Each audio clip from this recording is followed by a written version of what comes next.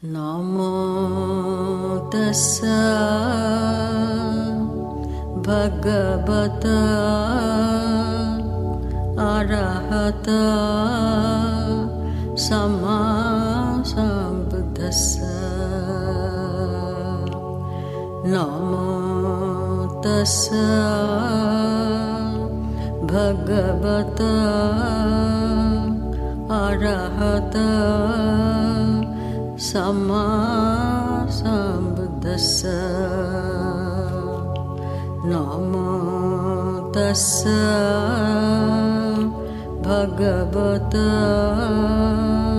arahata samma sambuddhassa. Good morning, Sukhi Hotu. Happy greetings to all the brothers and sisters in the Dharma. Thank you for joining us at this first live Dharma sharing from Setia Alam, Sambodhi Buddhist Association. This is the first in a series of 3 sharings spaced out 2 weeks apart. Before we begin, I would like to mention to you that during the course of this presentation, I will be showing slides. So I have provided the link there, tiny.cc/SASBA-4NT. SASBA is Setia Alam Sambodhi Buddhist Association, -4NT. So today's sharing will be based on the 4 Noble Truths. So please feel free to download this PDF file which contains the slides that I will be sharing. If you have the slides handy, then it will be quite easy for you to follow, because some of the words on the screen may not be so clear or may be too small to be visible because of some lighting issue, because we are using a TV screen. So sometimes there is some lighting issue, the words may not be so clear. So if you download this document before we begin, it'll be helpful. So before we begin the Dharma sharing, as usual, we will pay our homage to the Triple Gem, as well as to take the 5 precepts. So please, I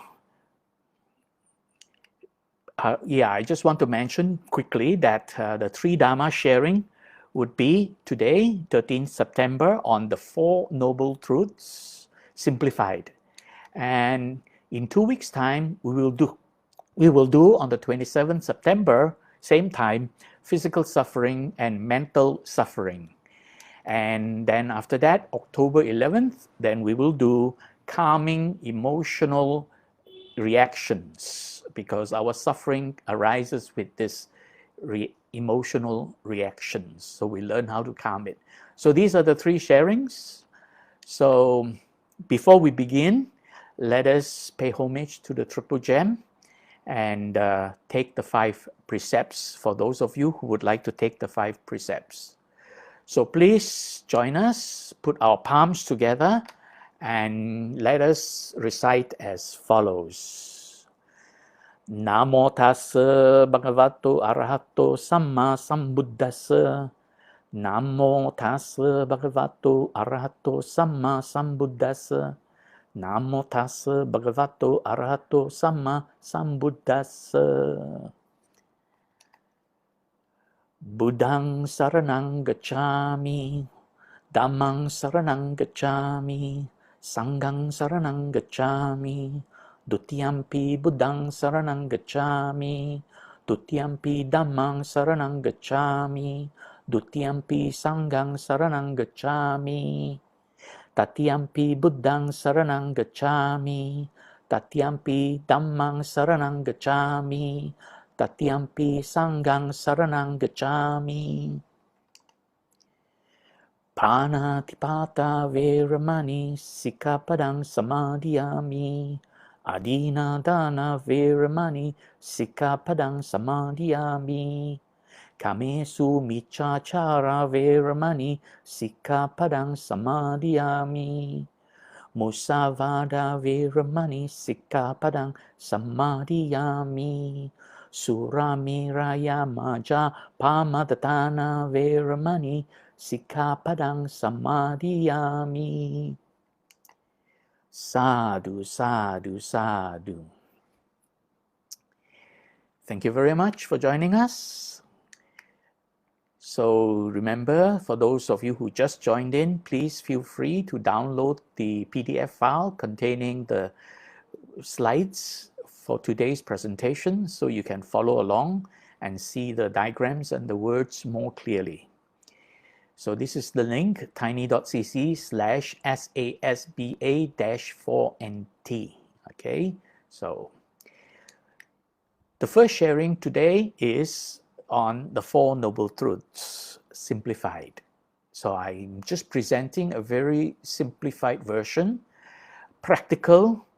We're not going deep into the spiritual aspects, and we're not going to go so deep into too much details. We will just look at what really are the Four Noble Truths all about.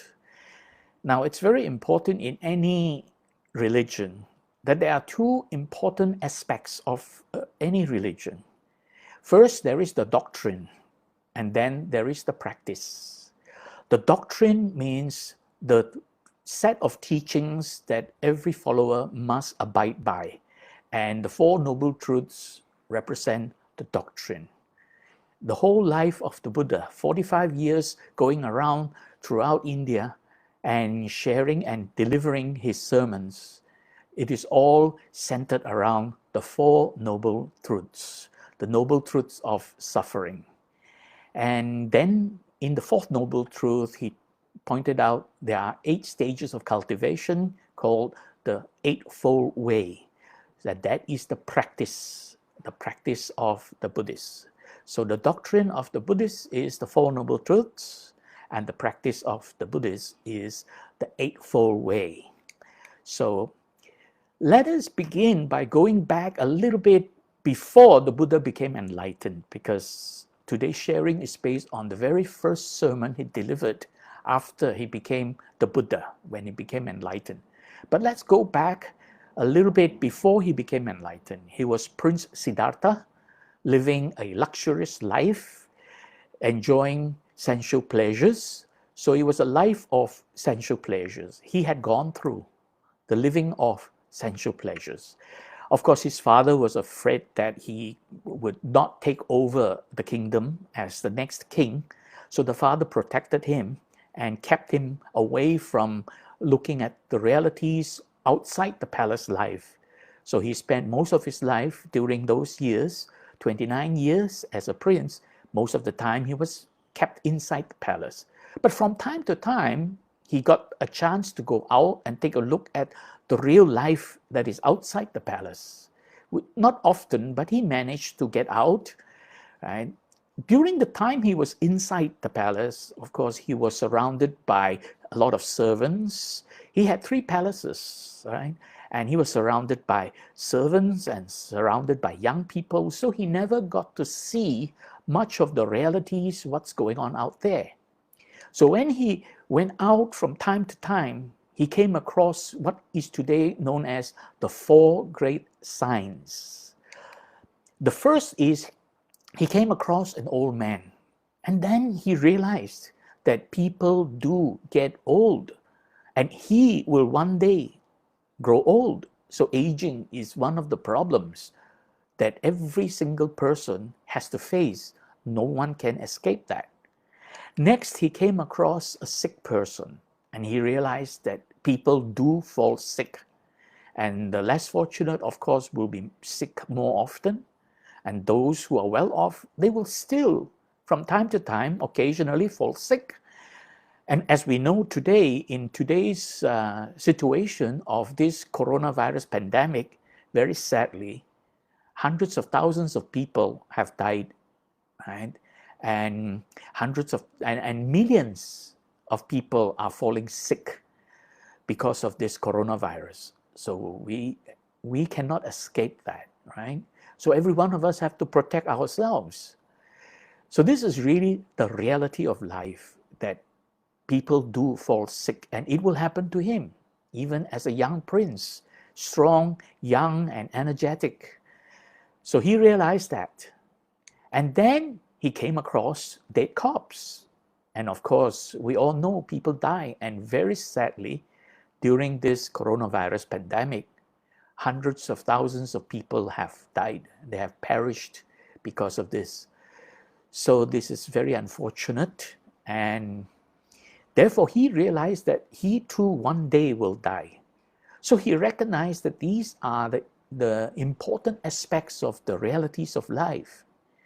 And then one day he came across an ascetic, or of course they call it a monk, but in those days, monk practiced asceticism, withholding their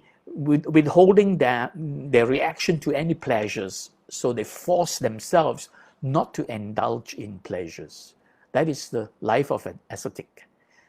And then he asked the ascetic, what are you doing? And the ascetic basically explained that by renunciation, by leaving the home life and going into homelessness, right? A life where he's away, he's no longer living in the household life, so he can then seek the truth.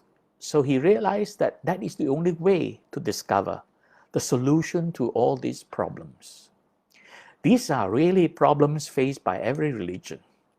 Because since the dawn of civilization, the greatest problem to be solved, all religions are facing this. The greatest problem to be solved by all humanity is this problem of existence. And what are the problems of existence?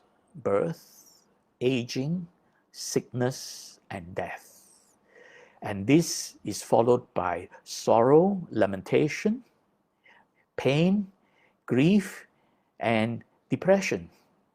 So all this is because of defilements that we have accumulated from our upbringing, from genetic inheritance, from our own life experiences, and so on. So the problem to be solved is this problem of existence. And this is what Prince Siddhartha realized. So in realizing that, he knew he had to leave the palace. The comfort of the palace is not something that will help him discover the solution to these problems. So he had to leave the palace, leaving behind his beautiful wife and newborn child. And of course, his parents were weeping away, right, feeling sad when he left. If you want to read a bit more about that time, then there is this very helpful sermon or helpful sutra teaching that is found in the middle length, the Majjhima Nikaya, Sutra number 26, known as Ariya Pariyesana Sutra. And this is the sutra where the Buddha described the time when, before he was enlightened, he was undergoing the noble search, finding the solution, right? So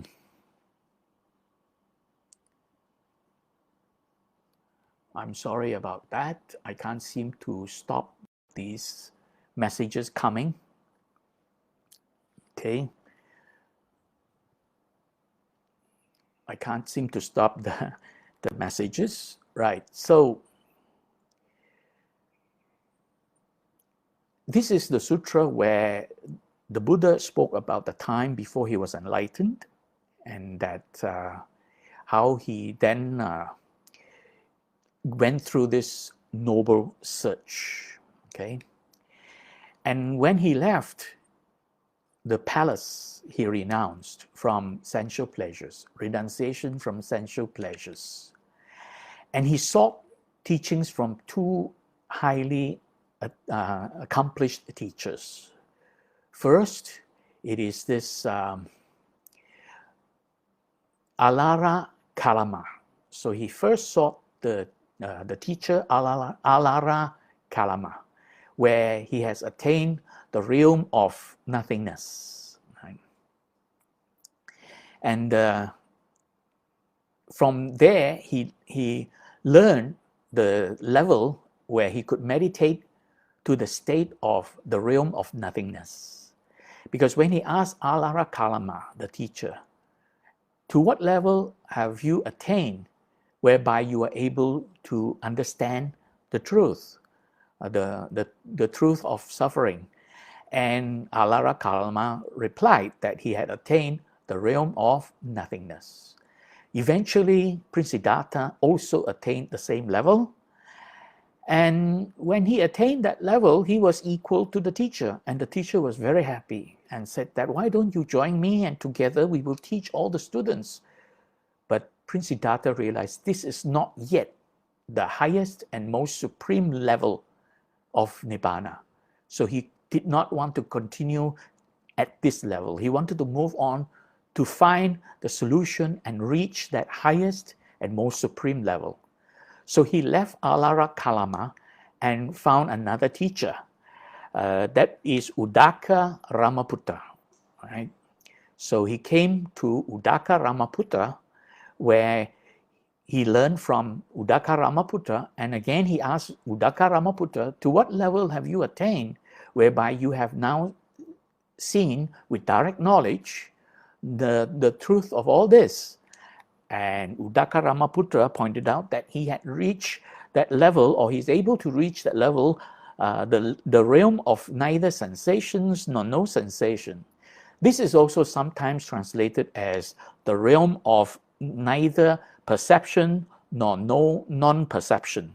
This is Nivasanya, Nasanya, Yatana. That is the level short of the highest level. So again, through his diligent practice, Prince Siddhartha also attained the same level as the teacher. So he was now the equal of the teacher. So having reached that state, he was now the equal of the teacher. Again, the teacher pointed out, please stay with me. Together we will teach. Again, Prince Siddhartha realized this is not the level that would lead to Nibbana at all. This is not the level that is the highest and most supreme bliss of Nibbana. So he again wanted to seek that, and he decided to leave that teacher.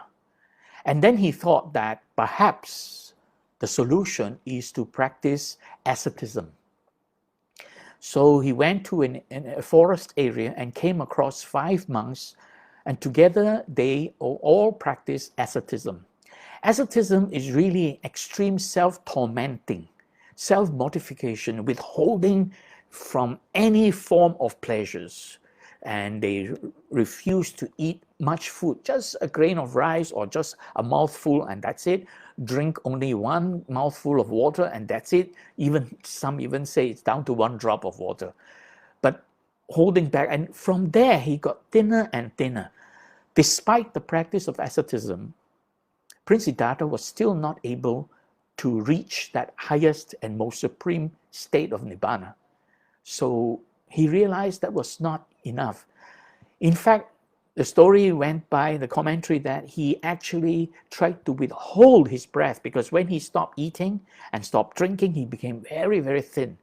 So they are completely tormenting themselves, but that did not reach that highest level. So he finally tried to stop breathing, and when he did that, he fainted and almost died.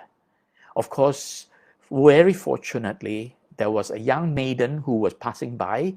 The story goes that the young maiden by the name of Lady Sujata, she was bringing alms food to the nearby temple to offer to the monks in the temple nearby. So passing by, seeing this young ascetic that is laying there fainted, Lady Sujata helped him, and he recovered from that. And of course, he started taking food. So when the 5 ascetics realized that this Prince Siddhartha, Gautama Siddhartha, started taking food and already abandoning the practice of asceticism, they were very unhappy. They wanted to disassociate themselves with him. They say that he's no longer practicing the right thing. So they decided to disassociate from him. And then Prince Siddhartha went on to find his own way. So he traveled around and finally came to a small town where there's some beautiful trees outside. So he came across a huge tree and he meditated under that Bodhi tree. And from there, he became enlightened. So let us take a quick look at a documentary that spoke about abandoning asceticism and the discovery of the medial way. Just bear with me for a moment. I'll start the video.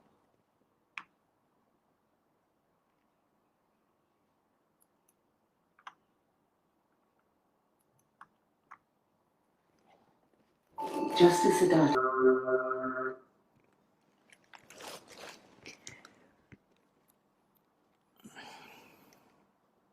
So he discovered the medial way. Sorry, I have to stop the video. Okay.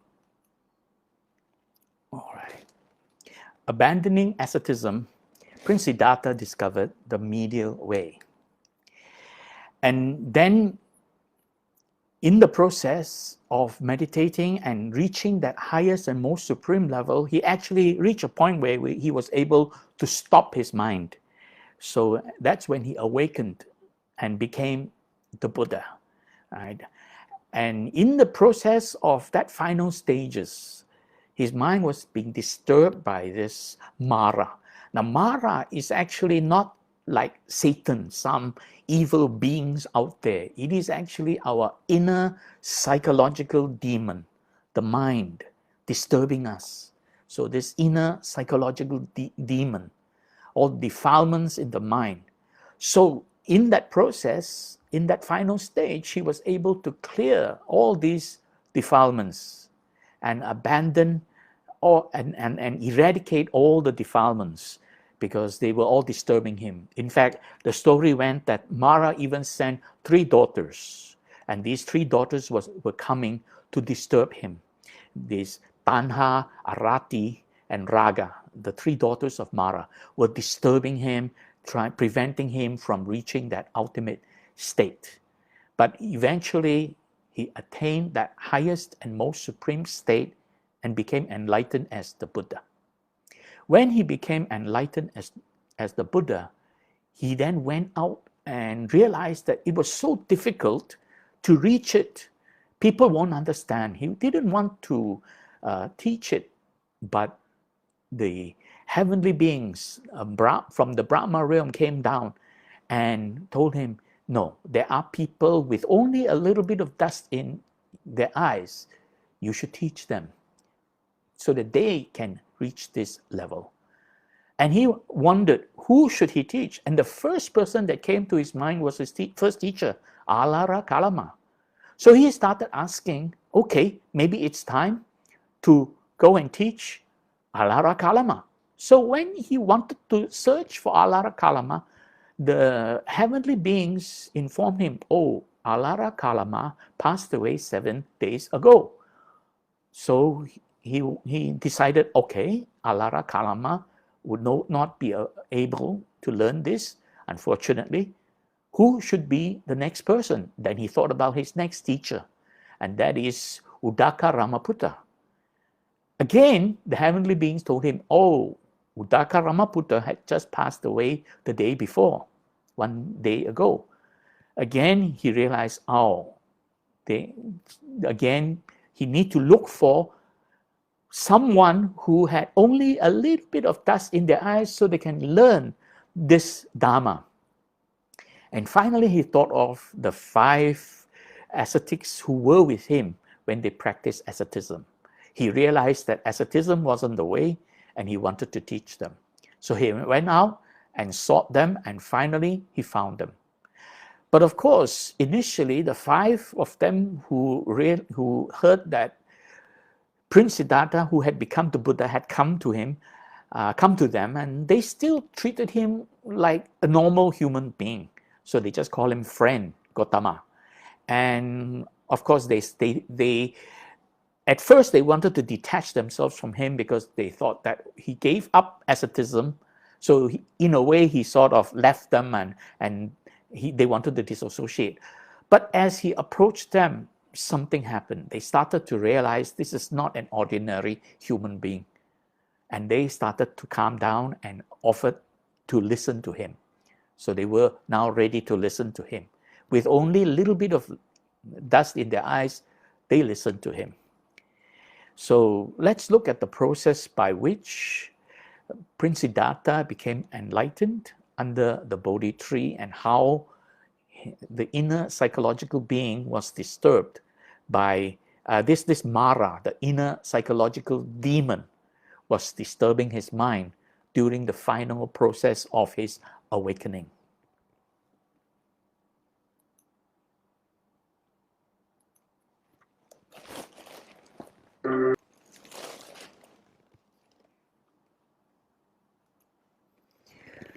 So, in the process of awakening, the Buddha encountered this inner psychological demon, Mara, who sent the three daughters. And basically, he realized that he had reached that state when he was able to eradicate all this inner psychological demon. So from there, the Buddha decided to teach the noble truth of suffering. And the word suffering was derived from the Pali word dukkha. Now, dukkha, commonly translated as suffering, is okay. But when we use the word suffering, a lot of people think of it as something very severe, very intense. No, sometimes it can be something very simple. We come across things that are always changing, unpredictable, and uncertain, right? Impermanent, and then we begin to feel insecure. So this feeling of insecurity is dukkha. So dukkha is manifested in many, many different ways. The feeling of insecurity is dukkha. And when it is something that is not as we want, not according to our wishes, or it is something we don't like, we are dissatisfied with what's going on. Dissatisfied because our expectations are not fulfilled. Dissatisfactoriness is dukkha. And all this actually leads to a sense of unhappiness. So this unhappiness, discontent, that is dukkha. So dukkha is manifested in many different ways. But it is these last two I want to point out, which is very important. Dukkha is also manifested as stress. That means it is a physical suffering. And stress, actually, Buddha also used the word dukkha to refer to stress. See, the word dukkha, as a big word, it is referring to the whole mass of suffering. But the Buddha also used dukkha specifically to refer to physical suffering, stress. We're going to talk about this in the next sharing, stress. And stress is this physical suffering because of hormonal reactions in the body, and that disturbs the mind, and that leads to distress. So it is these last two, stress and distress. We're going to talk about it in the next sharing, physical suffering and mental suffering. So distress is this mental suffering, disturbance of the mind, where there's no peace and the mind is feeling very unhappy, right? So we're going to talk about this in the next sharing as stress and distress, physical suffering, mental suffering. So stay tuned in 2 weeks' time. So from that noble truth of suffering, the Buddha decided to teach the 5 ascetics, right? So in this very first sermon, it is known as Dhammacakkappavattana Sutra, where in English is translated commonly as setting into motion the wheel of Dharma. So from here, the Buddha taught the 4 noble truths. And what are the 4 noble truths? First, there is dukkha. That means every one of us will experience dukkha. As we all know right now, because of coronavirus pandemic around the world, billions of people around the world are experiencing dukkha, one way or another. And there is a reason behind why we are feeling this dukkha, why we're experiencing dukkha. Samudaya means the origin of dukkha, the reason behind experiencing of dukkha. We're going to talk about that in a moment. And then the good news is that the Buddha said all this can be brought to an end. There can be an ending to dukkha. And the ultimate ending, where the complete cessation, remainderless cessation of dukkha, is attaining this state of nibbana. That is to become awakened as an arahant or as a Buddha. So in the Theravada tradition, we use the word Buddha to refer to a person who is awakened. But there are very special Buddhas like the Gautama Buddha. That would be Sama Sambuddha. But the rest of the arahants, they can also be called Buddha, having attained that state of nibbana. So that frees the person from all suffering, the total and remainderless cessation of all suffering. So that is Nirodha. The word Nirodha is a very powerful word. Nirodha doesn't just mean ending. Nirodha means complete remainderless cessation, complete eradication of all dukkha. And finally, the Buddha brought the good news is that there is a method he can introduce to teach us the way leading to this cessation of dukkha. And that is magga. Right? Now, magga is really referring to a method, or methodology. Now, and this fourth noble truth is referring to the eightfold way. Sorry about that. We'll come to that in a moment. So these are the four noble truths that the Buddha taught. So let's look at them one by one. Okay, sorry. Before he started speaking about the four noble truths, the Buddha first mentioned about the medial way. He said there are two extremities we should avoid. And as Prince Siddhartha, he had gone through it. That's why he could relate it quite easily. He says the first is that we indulge in these sensual pleasures. We indulge in our emotional reaction. So this expression of emotional excitement by releasing tensions in action, that means we get emotionally excited, we then take action, we act upon it. We are creating our own karma. Action is karma. The intention is karma. So when we are emotionally aroused, we act upon it. We think about it, we act upon it, we speak out words. That is expression of emotional excitement by releasing tension in action. So this is to be avoided, right? To stay away from the two extremities. The other extremity, this first extremity he had gone through as Prince Siddhartha living in the palace, the sensual pleasures. The other extremity is when he practiced asceticism. He was also highlighting to the ascetics, this self-torment and self-mortification is not the solution. This is really suppressing, forceful suppression of our emotional urges. Emotional urges is like a kind of thirst for reaction, and then we suppress it, we force it down by withholding the tensions, When you are aroused, you force yourself, don't do it, stay away from it, to be good, right? This is the way to be good. So in a way, you could say indulging in pleasures is bad, so to speak. I don't like to use that word too much, but let's just, for argument's sake, indulging in sensual pleasure is to be bad.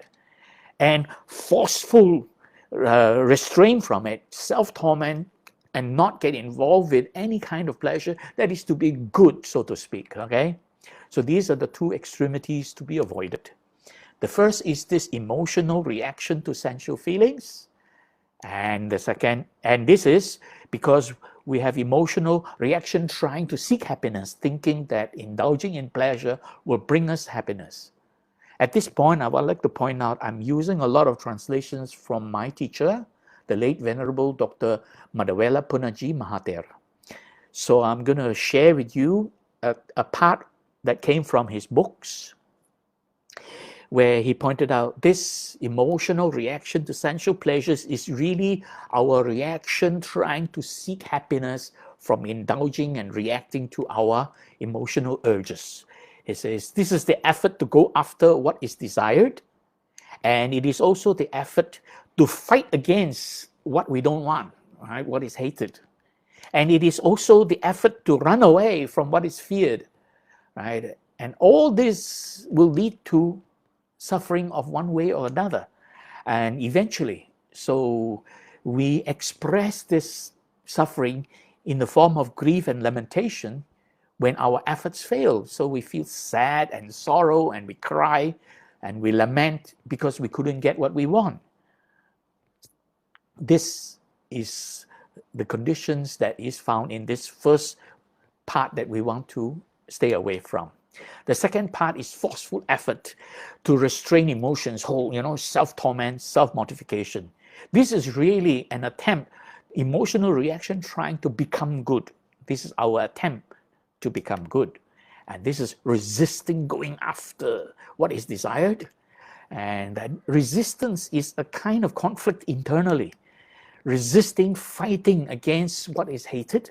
That means if we feel something we don't like, instead of reacting to it, we resist it, we force it down, right? Resisting, fighting, right? So this is inner conflict to withhold it and resist running away from what is feared. Just, withhold this. And all this, again, bring a lot of suffering. And if you start to feel the sorrow, grief, and lamentation, what happens? Forceful effort to deny this, right? So this is all causing a lot of pain inside, inner suffering. So it's denying grief and lamentation when our efforts fail to make us become good, so to speak, right? So he says there is the solution, and the solution is called the medial way. Now, that was all basically that was said. There was no further real explanation of the medial way, so to speak, but the medial way is taught in the eightfold way. So it's through the eightfold way that we can actually go through the whole process, the 8 stages of practicing this medial way. But to keep it simple, as I told you, this is 4 Noble Truths simplified. Bhante Punnaji very cleverly explained that in practicing this eightfold way, when emotions are aroused, instead of releasing it in tension, in action, or forceful effort to withhold it, we practice conscious relaxation. So when emotions are aroused, relax, learn to relax so that your emotions can calm down and subside. This way you are not reacting to the emotional urge, nor are you forcefully suppressing the emotion. You're just relaxing. It's a kind of letting go of this arousal. And bring your attention inwards and focus internally, and this is commonly called mindfulness. Be aware of how the body is reacting. Be aware of how these sensations and feelings are arising. Be aware of emotional states that develop because of that, and be aware of how it affects your thinking. So there are these 4 areas of mindfulness, or they call it the 4 foundations of mindfulness, right? So when you are able to do that, you will find mental equilibrium. The mind is at peace. And then that is true happiness. The most sustainable and powerful form of happiness is when the mind is at peace. So there is no discontent, there is no the mind running around like a monkey.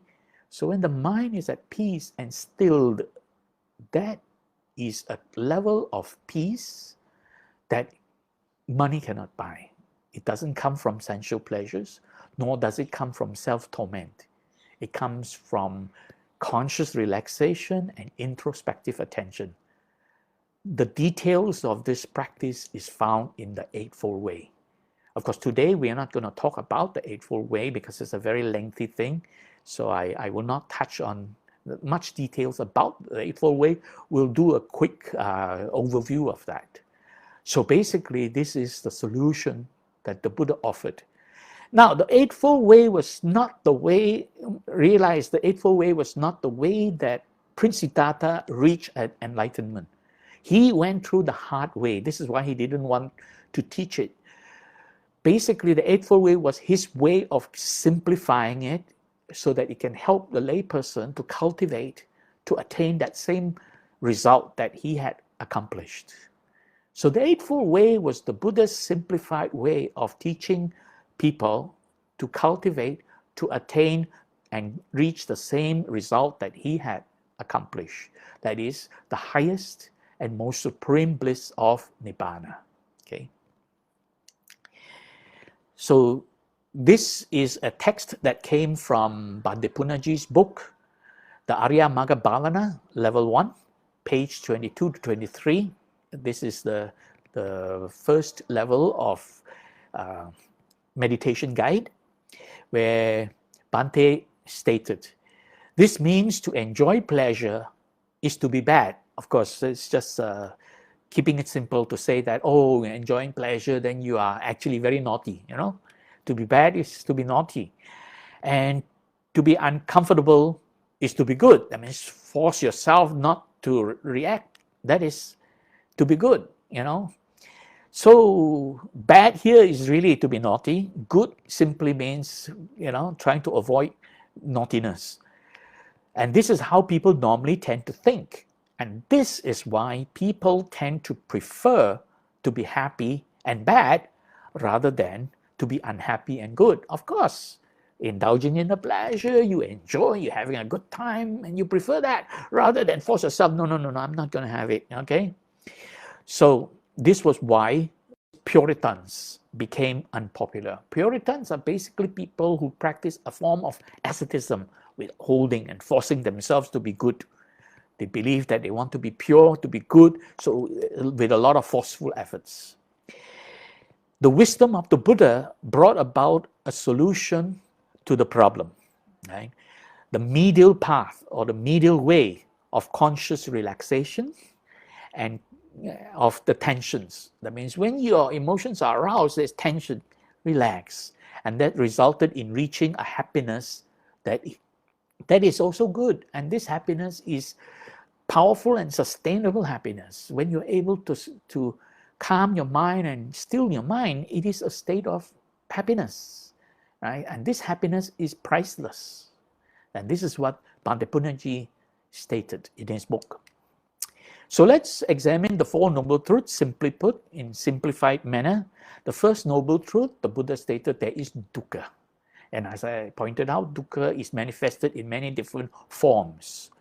But basically, the Buddha gave 8 conditions leading to dukkha. First, the Buddha pointed out birth, aging, sickness, and death. Right? This is dukkha. And this is, of course, the universal problem all religions try to solve.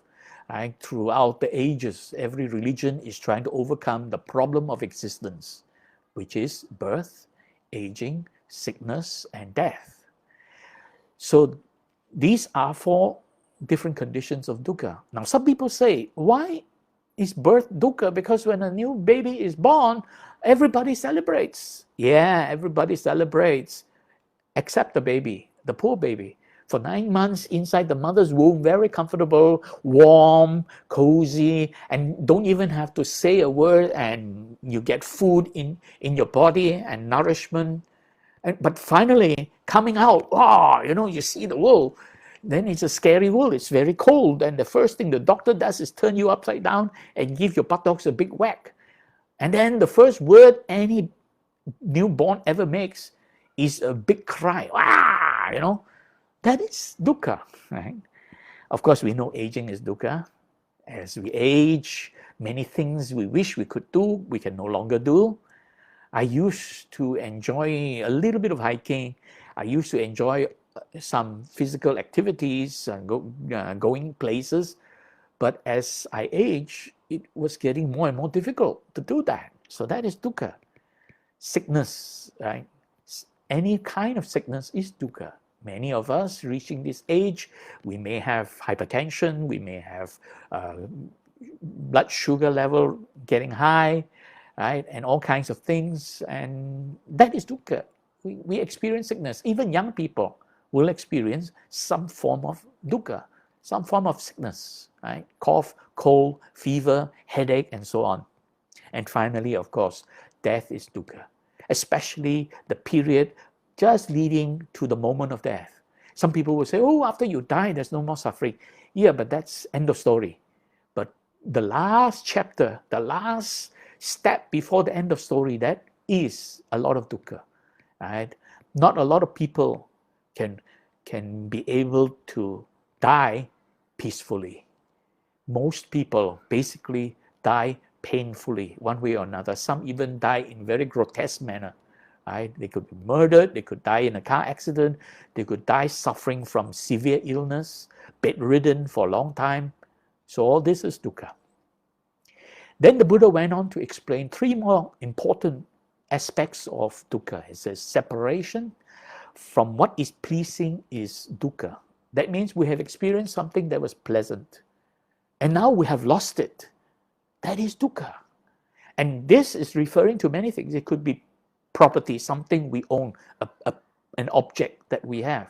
And today, there is one object most of us have. If we lose it, we're really feeling suffering, and that's your cell phone.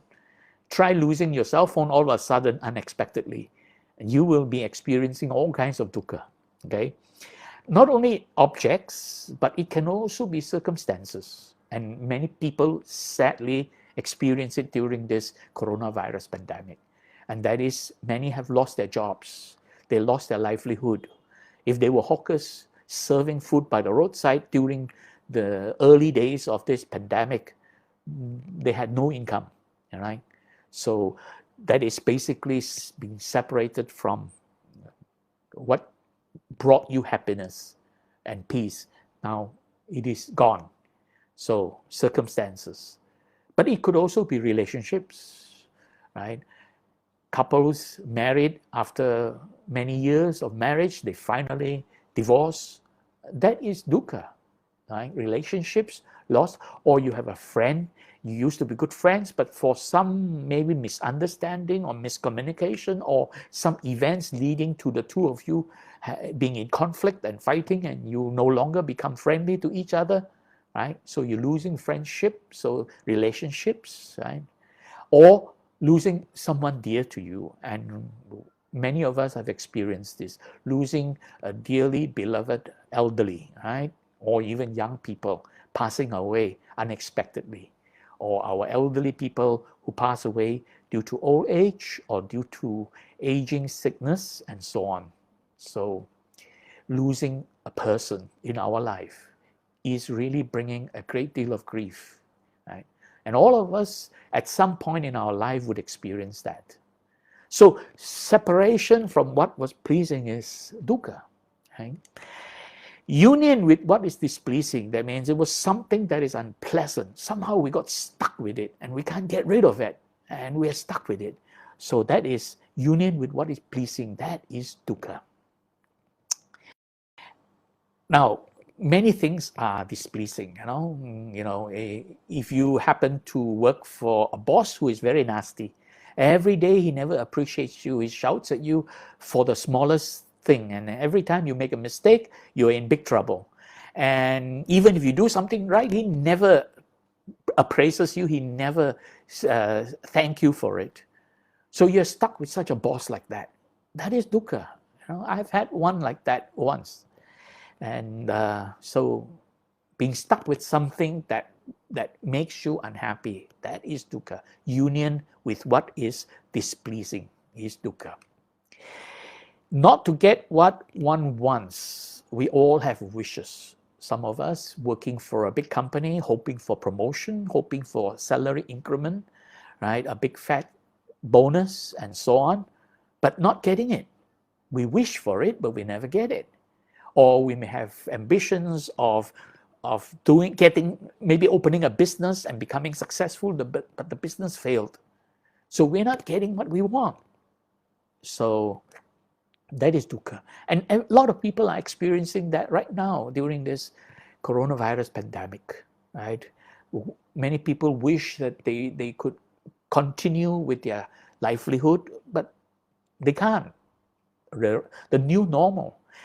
We don't like to wear masks, but it's the new normal. Every time we go out, we have to put on our face mask. And, we wish we don't have to, but we have no choice not to get what we want or we wish for. Now, these are fairly mundane, conventional things about dukkha, conditions of dukkha. But it is this last one which is most critical, where the Buddha actually summarized it all and say in brief. The word in brief simply means summarizing the whole thing, and therefore the Buddha stated the 5 aggregates subject to clinging is dukkha. What is this about? The 5 aggregate. First, we talk about the 5 aggregate. Simply put, the 5 aggregate is the process of perception, whereby when light enters the eye, it stimulates the eyeball, and then a signal is sent to the brain, and then the mind becomes aware of an object that was seen. This whole process is the 5 aggregate. From light entering the eye, stimulating the eyeball, triggering an impulse, going to the brain, and then the mind has this mental image arising. So when light enters the eye, we're able to see. When sound enters the ear, we're able to hear. When smell or aroma enters the nose, we're able to smell. When flavors come into contact with the tongue, we're able to taste. And when the body comes into contact with tangible objects, we're able to touch. So seeing, hearing, smelling, tasting, touching. And these are the processes by which the experience of seeing, hearing, smelling, tasting, and touching arises. That is the 5 aggregate. So the 5 aggregates subject to clinging.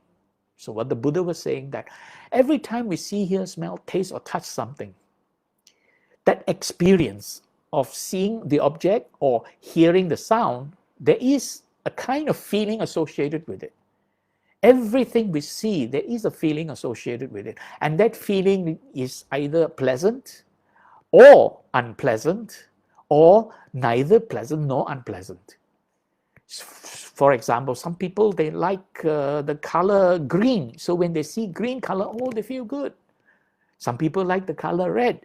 So when they see red color, oh, they feel nice. So they're in a good mood because it is the pleasant color they wish. So it's this pleasantness of that experience. So what the Buddha is saying, that when we experience what we see, hear, smell, taste, and touch, do not react to it, cling on to this experience and say, oh, I like this, oh, I don't like this. This liking, disliking, this causes suffering. This is what suffering is all about.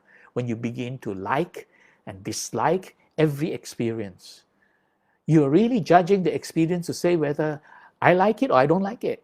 And this is this clinging. This is really personalizing from the word pancha upadana kanda, right? Pancha kanda is the 5 aggregate. Upadana is this clinging, translated as clinging. Some call it grasping. Now it's important to understand the word upadana. Many of us know what is dana, okay? Upadana comes from 2 key words, upa and adana. We know what is dana. Dana is giving. You give dana to the monks. You give dana to somebody. So dana is giving. But here it is upadana. The A in front means the opposite. Means receiving. Right? Receiving. Upa means inwards, inner, internally. So upadana means bringing something internally. And that is personalizing. But they translate that as clinging. They translate that as grasping. They translate that as attachment.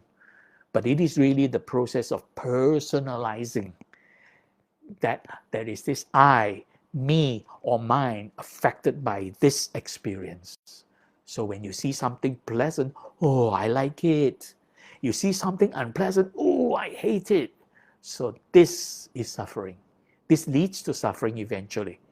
You may like something, but you can't keep anything forever. Nothing is there forever. It comes and it goes. You may even have a great friend, but as the person gets old, the person gets sick, then suffering.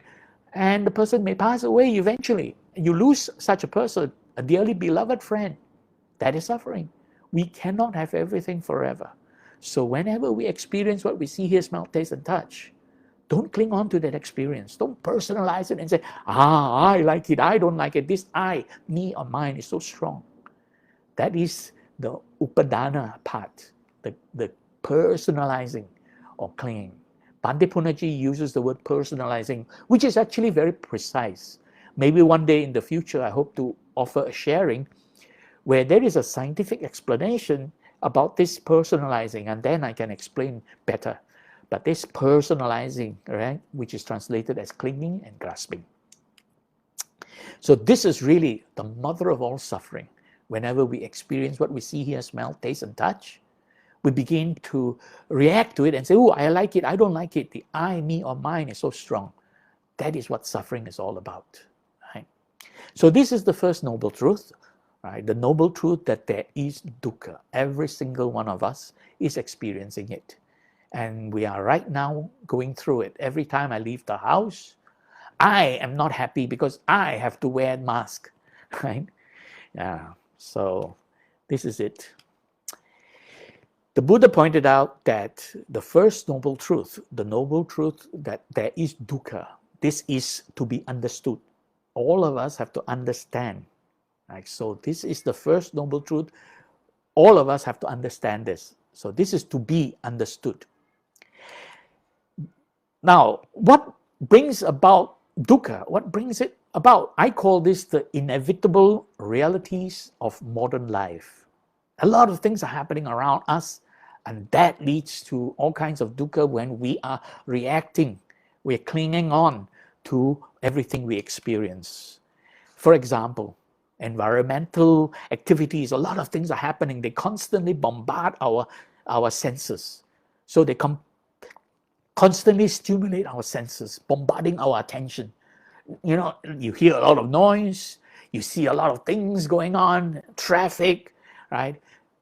And people are doing things disturbing you. So there's a lot of things happening around you. And when we react to everything that's happening around us, that is dukkha, right?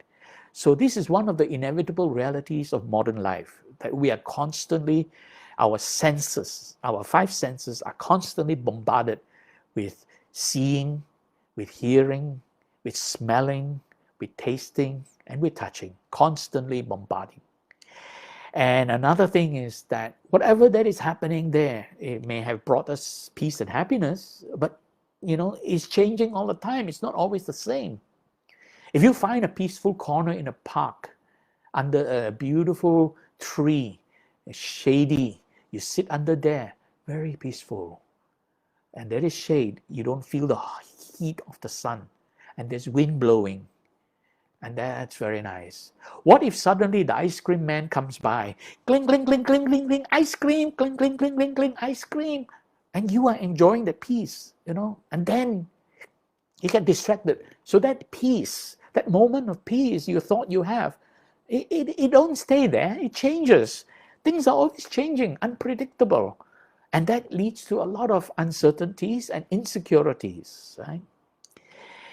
And we know that every one of us experience this. All our relatives, our friends, our co-workers, our bosses, people around us impose their demands upon us and their expectations on us.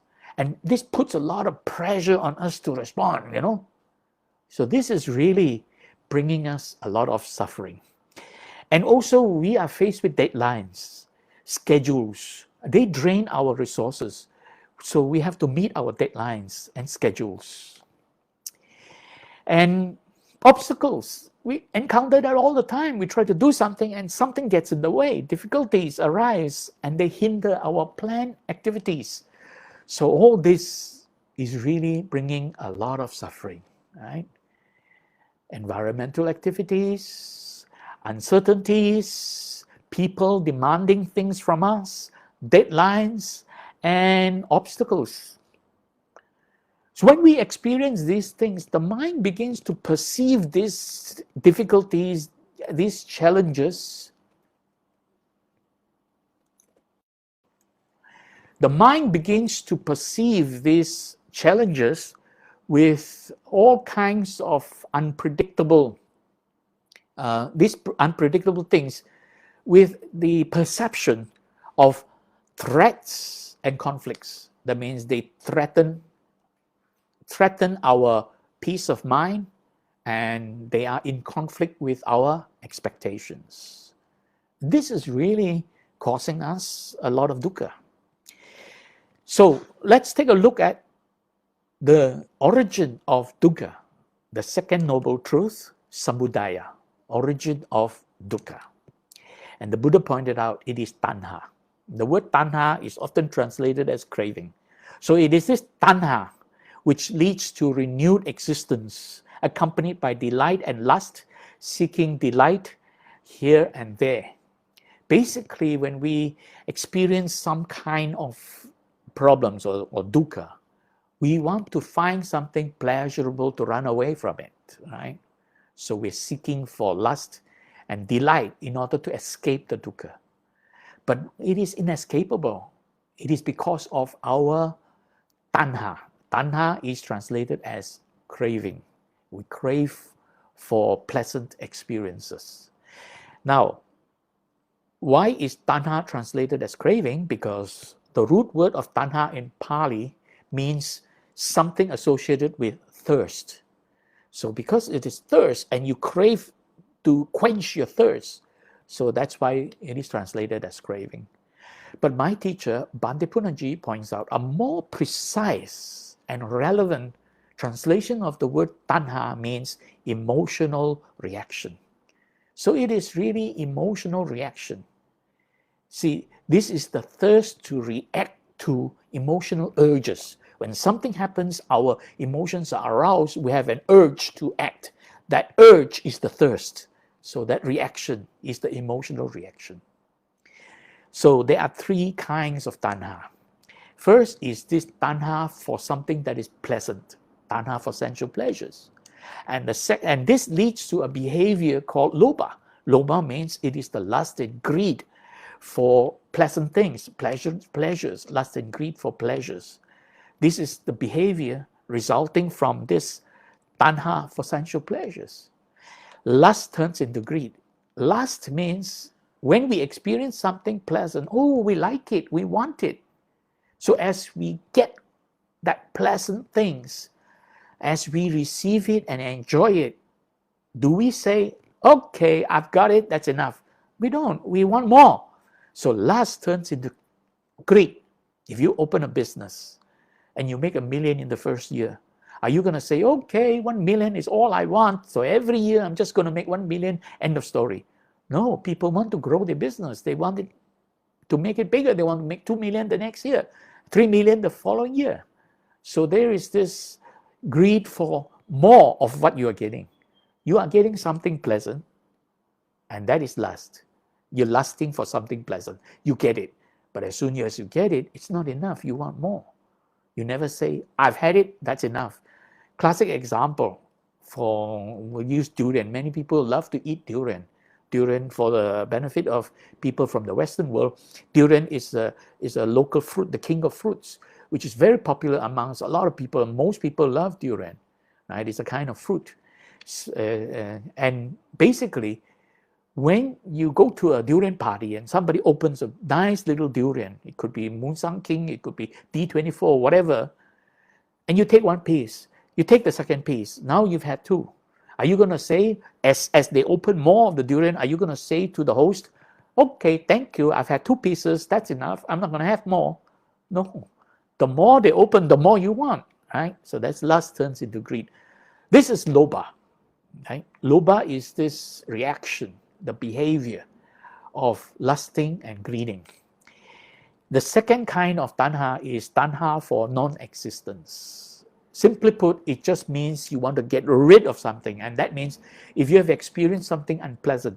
Now, I'm giving a very simplified explanation, not going to go so deep into this, but the simplified explanation is tanha for non-existence, vibhava tanha.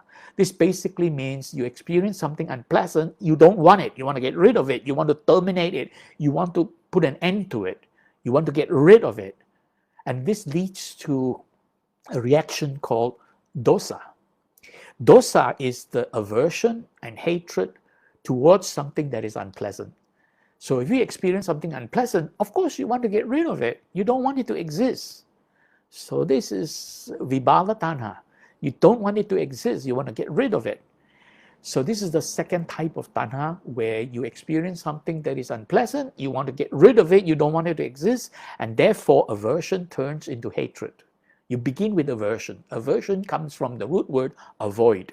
When you experience it, oh, you want to avoid it. But if it is something you're stuck with, you can't seem to get away from it. You can't run away from it. You're stuck with it. You begin to get angry with it. You know, if it is something you don't like and it keeps coming at you, now you start to get angry.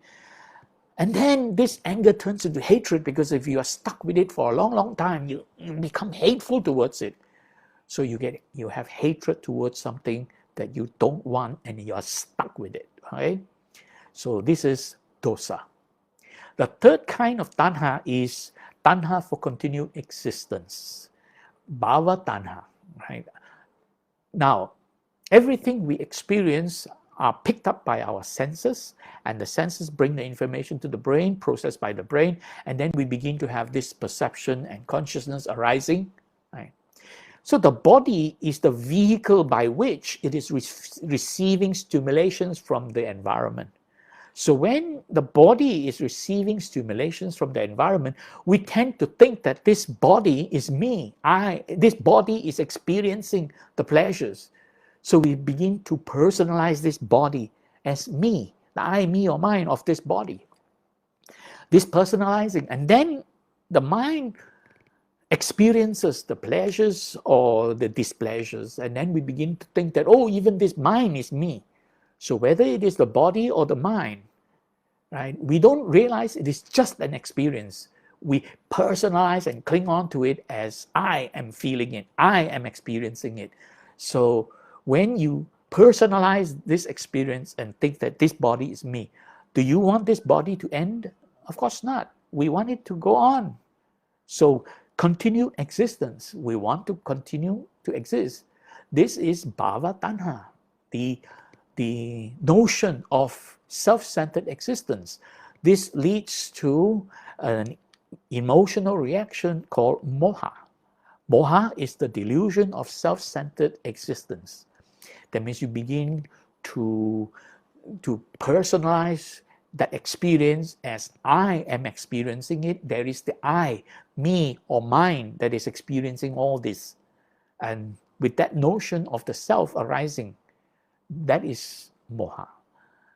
The notion that there is a self that is there experiencing all this, and thinking that this self exists as an entity, right? And some people call this the soul, right? Basically, every experience is just that, experience. That's all there is. We have to look at everything as an experience rather than to try to make it into something that exists, existential thinking. And it is this existential thinking that continuously drives us to be reborn over and over again. So if we can free our mind from existential thinking, we are now entering into a stage where we are able to be free from rebirth. And if we cultivate and reach that highest and most supreme bliss of Nibbana, we will not be reborn when this body finally comes to an end, right? So there will be no rebirth. So this is really moha, this delusion of self-centered existence.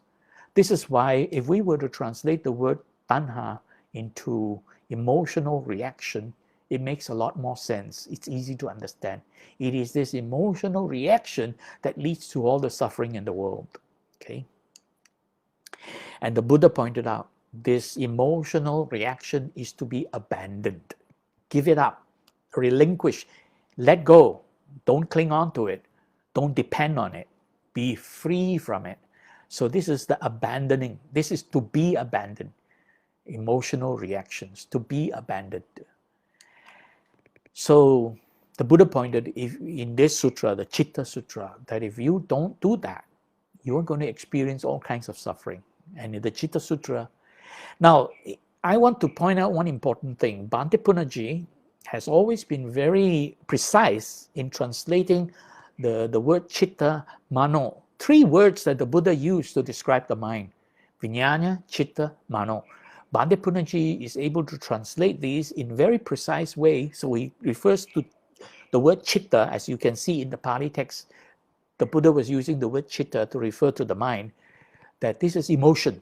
So therefore, this verse, translated by Bhante Punnaji, would read as, emotions dominate the world.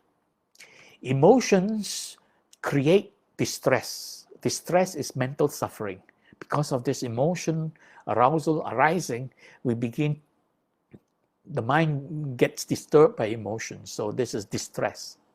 And emotion is that one thing to which all are spellbound. That means when we are emotionally aroused and we allow emotion to control us, it dominates us. We become spellbound by it. Right? So this second noble truth, our emotional reaction, our tanha, we must learn to abandon it. Otherwise, we become spellbound by this. Every time we experience something pleasant, we get greedy about it, Every time we experience something unpleasant, we become hateful towards it.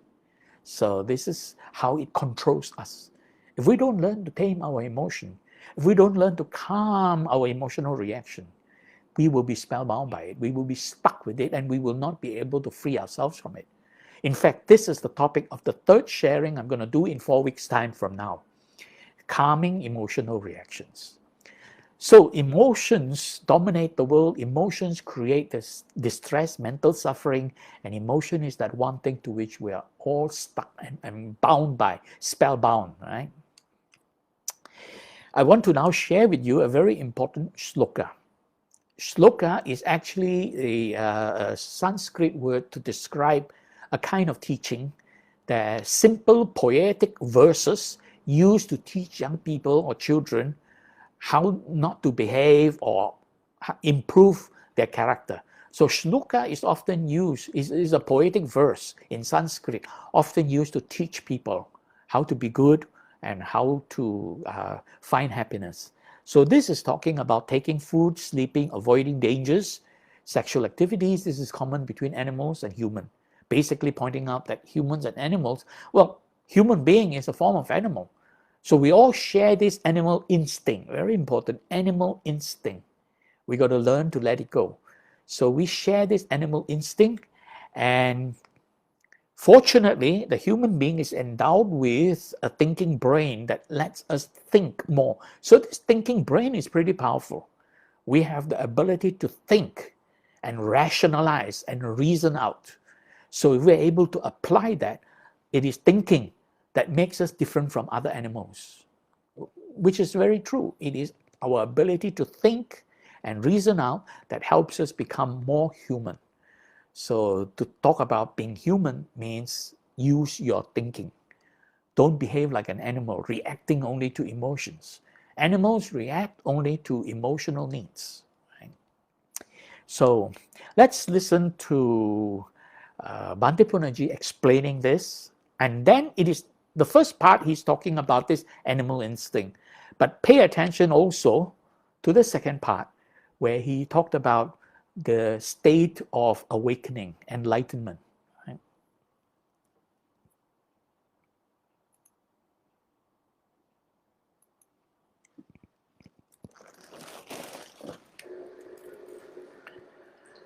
And there is a sloka that says, which is very useful to learn if you like to learn that. Ahara nitra bhaya maitunancha samanya metat pasubik samana dharmo itesa madiko viseso dharmena hina pasubik samana. That is Sanskrit. That is a Sanskrit word. Ahara means taking food, eating or drinking, taking food. Ahara. Nidra means sleeping. Bhaya means fear. Maituna means sexual activities. Now, these are things that human beings have in common with animals. So that is the chitta. Taking food, sleeping, fear, and sexual activities. These are things that human beings have in common with animals. That is the animal part of the human being.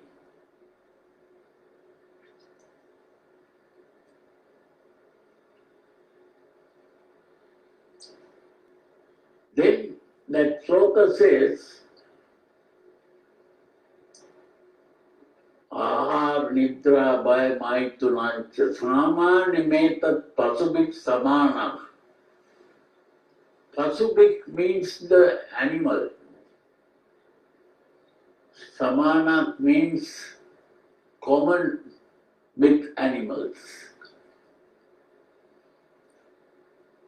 Dharmo hitesa maniko viseso. What is special about the human being is dharma. Dharma simply means the ability to think and reason out,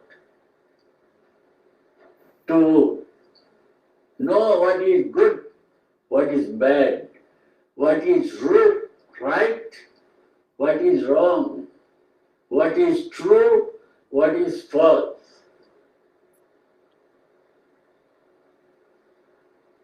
That is what is special about the human being. Dharmayana hina pasumik samana. If someone is low in that ability to think and reason out, he is almost an animal. That is what it means. So the purpose of the Buddha was to teach people how to overcome this animal part and develop that human part properly. It is only then that you become fully human. To get rid of that animal part and cultivate the human part.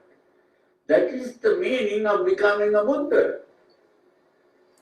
That is the meaning of becoming an Arahant. Now you may have heard that to become an Arahant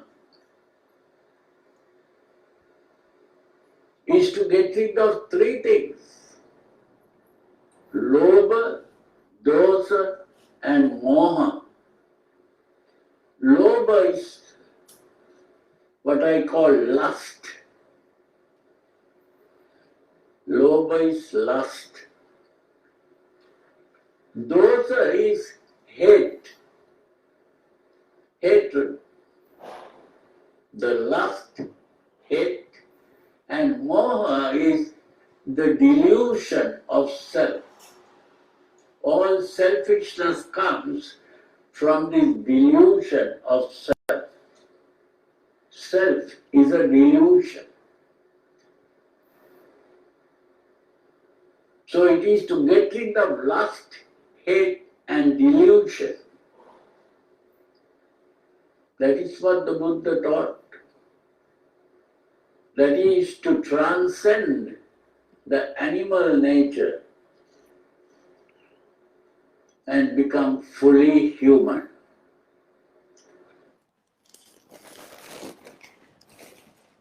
So Bhante was teaching us that the Buddha taught us how to break away from this animal instinct, this where it is built into us.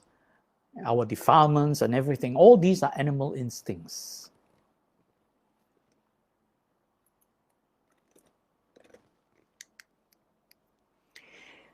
And that leads us to the third noble truth, the breaking away from this animal instinct. This animal instinct is this emotional nature in us. And therefore, the Buddha pointed out Nirodha, that is, there is an ending to all suffering. And here, as I mentioned earlier, Nirodha is a very powerful word. It is not just end, it is complete cessation, remainderless. So the Buddha stated, it is the remainderless fading away and cessation of that same tanha. That means it's talking about this emotional reaction completely eradicating, fading away, and cessation, remainderless. And as I pointed out, tanha is more accurately and precisely translated as emotional reactions. It is traditionally translated as craving, but it is more accurate to say tanha is emotional reaction. Therefore, it is to give up and relinquish all emotional reactions and to learn to become free from it, freedom from emotional reaction. And finally, to not depend, non-reliance, not to depend on emotional reactions for our happiness. Today, all of us seek pleasures and avoid dangers and hate these unpleasant things because we are depending on emotional reactions for our happiness. So the third noble truth is about the complete eradication of all suffering by getting rid of all our emotional reaction. And such a person would have attained the highest and most supreme bliss of Nibbana, the Arahant.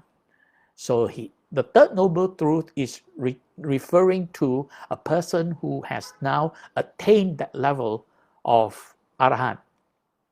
That person would be completely free from suffering. And this is the third noble truth the Buddha pointed out, that there is good news. And the good news is that we can train ourselves to attain that level. And that's why the Buddha pointed out that the third noble truth is something to be realized. We must realize this. We must practice this and bring it to fruition. This is what realization is all about. Realization is not just intellectual, but it is also practical, that we cultivate and train our mind until we attain that state. Our mind and our body, actually. So the way, and this is really the method that the Buddha pointed out, the fourth noble truth is the way leading to the cessation of suffering. Right? The way is Magga. So Bhante Punnaji calls this the sublime eightfold way. Sometimes he calls this the supernormal eightfold way, because this comes from the Pali term Ariya Atangika Magga. Ariya Atangika. Atangika means 8 stages. Ariya, often translated as noble. That is why this is often translated as the noble eightfold path.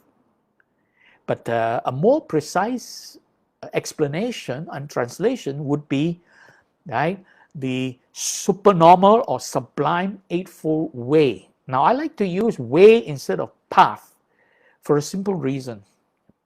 If you think about it, the Four Noble Truths and the Eightfold Way is the Buddha's roadmap to help us overcome our suffering and attain the highest level.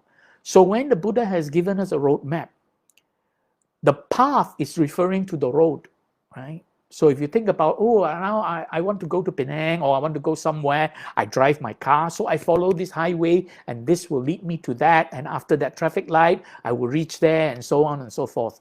So there is a road. That is the path. So when we talk about the path, we are talking about the physical, the existential thinking. Oh, there is this road. But the Buddha wasn't just talking about there is a road. The Buddha was actually explaining to us, we should cultivate this and bring it to fruition. So the way is actually referring to the journey. So the Buddha was actually not just telling us there is a road.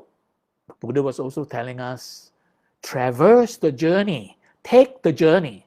So in other words, the fourth noble truth is not saying there is a road. The fourth noble truth is saying, take the journey. And the Buddha pointed out that this journey is made of 8 stages of cultivation. I won't go too deep into it, but we'll do a very quick overview in a moment. So these 8 stages of cultivation, That's what the Buddha was saying. This is 8 stages of cultivation. That is the journey. Take the journey. That's why I call it the sublime or supernormal eightfold way. Not there is just a road, because what's good if we know there's a road if we're not taking the journey? So take the journey. And therefore the Buddha said that the fourth noble truth, this supernormal eightfold way, is to be cultivated. So it's to be cultivated, to take the journey, not just looking at the road and staring at the road, but to cultivate, right? To be cultivated. So we were to look at the supernormal eightfold way. Now I like to use Bhante Punnaji's word, supernormal, actually because of the word Arya. Arya is often translated as noble, but actually Bhante Punnaji was pointing out this takes us above normal, beyond normal, transcending normality.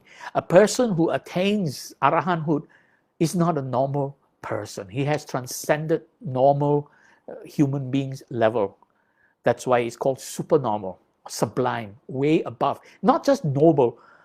A prince is a noble person, you know.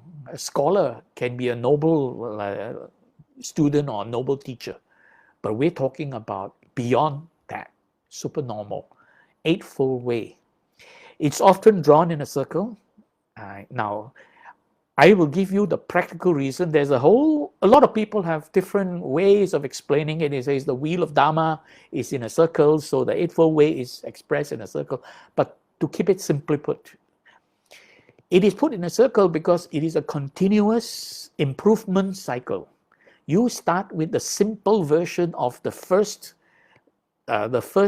stage, which is samadhi, and then you move on. When you reach the 8, you then deepen the samadhi and you deepen the sammasankappa. So you deepen this right view or harmonious perspective, as Bhante Punnaji puts it, and you deepen the harmonious orientation or right intention. You get deeper and deepen. So the whole thing is a continuous improvement cycle. You don't just go through it once and that's end of story. You continue to practice this over and over and deepening your practice each time you traverse through it. So you deepen it and it becomes part of you. Okay, so I won't go through in details, just simply put, the first 2, samadhi, which is translated as right view, that means having the right knowledge, basically, studying the sutra, listening to Dharma, trying to have a discussion and understand what is being taught by the Buddha, understanding the 4 noble truths, right? So this is really samadhi, right view. And when you have gained that, you want to practice it. Therefore, the second part is harmonious orientation, right intention. Now you want to do it. You are motivated to want to apply it and bring it to fruition. All this is collectively referred to as saddha. Now the word saddha is often translated as faith. It's not faith, because faith means some kind of belief. It is not a belief. It is really something you do. It is a commitment, so it is a devotion to the practice. So it begins with confidence through right view, by studying the sutras, by discussing, by sharing, by listening to the teachings, and by mixing and associating only with wise people or people who are sharing the Dharma. You are now gaining this right view. Now that brings confidence to you. You now feel confident that, this is what I want to do. Now one thing that is the right, that is samma sankappa, the intention. Right? Some people call this right thought, meaning your mind is focused on doing the right thing. Right? So now with the mind focused on doing the right thing, this whole process is saddha, confidence and devotion. So to make it more clear, saddha is best translated as confidence and devotion, not just faith. It's not a belief. It is really an understanding and a commitment. Right? So confidence and devotion. You now practice the next part. So saddha is confidence and devotion, And you now have this energy to want to practice. Virya is this energy, the willpower and the energetic force behind willpower, that now you want to make it happen. So this is virya. And therefore, it leads you to the next part in blue. And this is really called sila, morality or virtuous morality, where it is made of right speech, right action, and right livelihood. So these are the practice things, the practical things that you do to change your life, to improve your life, to be good. And all this simply means you learn to practice when your emotions are aroused, tame it by simply relaxing, so conscious relaxation, and realize how it is affecting you. And with that realization, you begin to want to do the right thing. And this is the right thing to do. Right speech, that means you speak. First, there are 4 things about right speech. First is you do not tell lies. Right? Secondly, you do not say things that cause people to fight amongst themselves or divide people, divisive speech. And thirdly, you do not say something to hurt or harm people. And fourthly, you do not say nonsensical things or spread rumors or gossips or fake news and so on. Today, a lot of people are spreading fake news. So that is right speech, right action, right?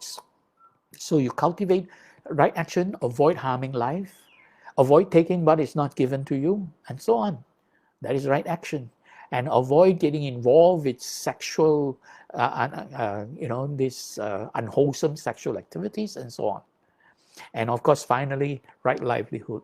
Don't partake in occupation or hobbies or things that harm life, that cause people to steal or take what is not given, and so on. So don't partake in that kind of activities or livelihood. So this is really talking about purifying the body. So this second part, in the Eightfold Way, the blue part, is really purification of the body. The first part is basically setting the mind, focusing in the right direction. So this is setting the goal. In the yellow part is setting the goal. The blue part is purifying the body. Now comes the last part in green. And this is associated with meditation, samadhi, right? Tranquility. Samadhi is often translated as concentration, but that's not a very good translation. A more precise translation, a more meaningful and practical translation of the word samadhi means tranquility, harmony, peace of mind, because it comes from the root word sam. Sam means in harmony. So I won't go much further, but this last part is about meditation, and this is about purification of the mind. Okay, so this is the 4 noble truths simplified. So I hope this simplification has been helpful. But one last point I want to point out: people think of religion as, oh, there is some God controlling everything. This is Western concept of religion. But the real meaning of Buddhism as a religion is that Buddhism is really a humanistic religion. So let's take a look at the definition of humanism. It's a doctrine, attitude, way of life centered around human interests and values, especially a philosophy that rejects supernaturalism and stresses on individual dignity and worth and capacity for self-realization through reason. It is this last part that is most important. Okay, self-realization through reason. When you understand the 4 noble truths and you realize what this Eightfold Way is and you start to practice it, you will understand the cause and effect behind it, and then you can reason out it is the right thing to do. And this is what Buddhism is all about. Self-realization through reason, not because some supernatural being up there, some godly being telling you this is what you do. No, you are not living by commandments. The 5 precepts that we take, they are just guiding us, helping us to be good. They are guidance. They are not some commandment coming down from heaven and say, you must do this.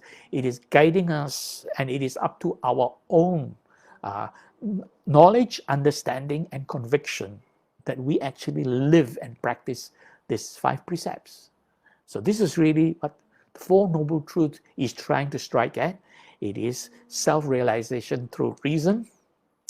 And finally, I'll finish off with last quote from my teacher, the late Venerable Dr. Madhawala Punaji Mahathera, where we talk about seeking the truth, but this is not about seeking the truth. So the Bhante Punaji said, the purpose of human intelligence, that is, not behave like animals, use your brain and think clearly, reason out. The purpose of human intelligence is not to discover truth, but to solve problems. So what is the problem to be solved? The problem of existence, birth, aging, sickness, and death, sorrow, lamentation, right, and defilements, getting rid of all this. That is the problem to be solved. And throughout the history of humanity, all religions try to solve that problem. Buddhism also. The problem of existence, that is experiencing this dukkha, solve this problem. Not about seeking the truth, it's about solving the problem. And that's using our human intelligence, thinking, not behaving emotionally, okay? So I think some of you may have questions. If you want, quickly post it now. I will close off in a few minutes. There is a 15-second delay from the time I say something and you hear it. That's 15 seconds. So I'll give a full minute before I close off if there are no questions. So quickly type in your questions in the comment of this live sharing. Don't send me private message because that will disturb the screen. Go into, while you're watching this live, under the comment section, type in your question if you have. So I think the 15 seconds is up. The first question should be appearing if there is any. So far, I don't see any question yet. So I would like to remind you, you can download this, the sharing, the slides in PDF file by going into tiny.cc/SASBA-4MT. Okay, so then you can download that. At this point, I would like to take this opportunity to thank my teacher, the late Bhante Punaji, for all that he has helped me, for all the motivation that I have derived from him, the inspiration. So he has been very helpful. Of course, we miss him, but I will always remember everything that he has taught me. So may Bhante Punaji attain the highest and most supreme bliss of Nibbana. Sadhu, sadhu, sadhu. So now, after almost a full minute, there are no questions. So I guess we will all end. If you have any questions later on, please email to me, send me an email, and you can connect me through Facebook as well to be able to drop me any questions you may have. Okay, so let's finish off with sharing the merits. We have spent this past hour and a half together sharing the Buddha Dharma, and hopefully all of us have benefited from this.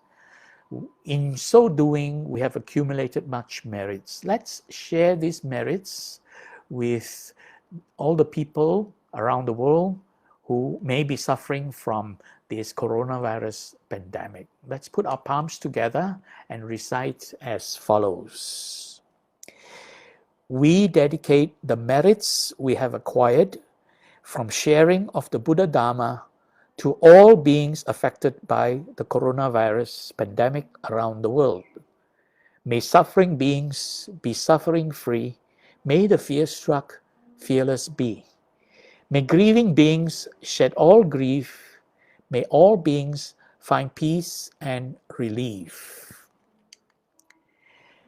By the grace of the merits we have accumulated or we have acquired, may we never follow the foolish. May we follow only the wise until we attain the highest and most supreme bliss of Nibbana. Sadhu, sadhu, sadhu.